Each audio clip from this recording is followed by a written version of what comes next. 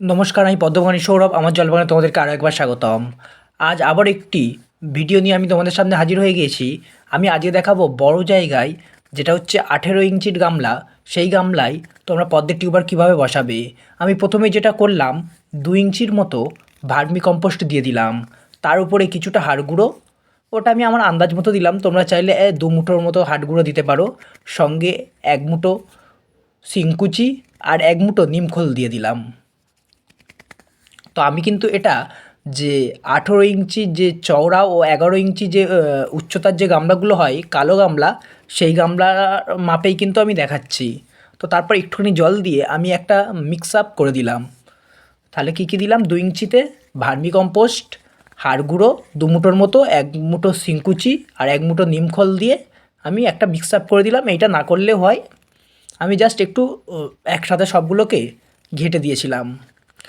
তো তারপর যেটা করব, এর ওপর আমি এবার মাটি দিয়ে দেবো। আমি পাঁক মাটি ব্যবহার করি, পাঁক পুকুরের পাঁক যে হয় আমি সেটা দিই। তোমরা চাইলে এঁটেল মাটি বা দোআঁশ মাটি ব্যবহার করতে পারো। তো তারপর আমি টিউবারটা এইভাবে কিন্তু বৃত্তের আকারে বসাতে হবে। দেখো, পাতাগুলো ওপরের দিকে থাকবে আর গ্রো টিপগুলো কিন্তু মাটিতে জাস্ট ঠেকে থাকবে। আমি কিন্তু ভেতরে বেশি ঢোকাইনি, আমি জাস্ট হালকা করে মাটি চাপা দিয়ে দিচ্ছি। আর দেখো, গ্রোয়িং টিপটার কাছে কিন্তু মুখগুলো বেরিয়ে আছে। তো এইভাবে কিন্তু টিউবার বসালে তাহলে মরার একদমই চান্স থাকে না।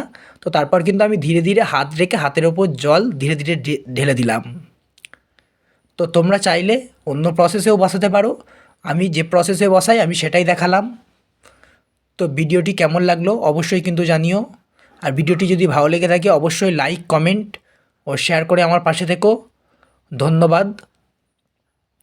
আর যদি কারো পদ্মের টিউবার প্রয়োজন হয় তাহলে অবশ্যই আমাকে ইনবক্সে যোগাযোগ করো বা 7687900231 হোয়াটসঅ্যাপ করতে পারো। সবাই ভালো থেকো আর সবার বাগান ফুলে ফুলে ভরে উঠুক। 2025-এর জলবাগান। ধন্যবাদ।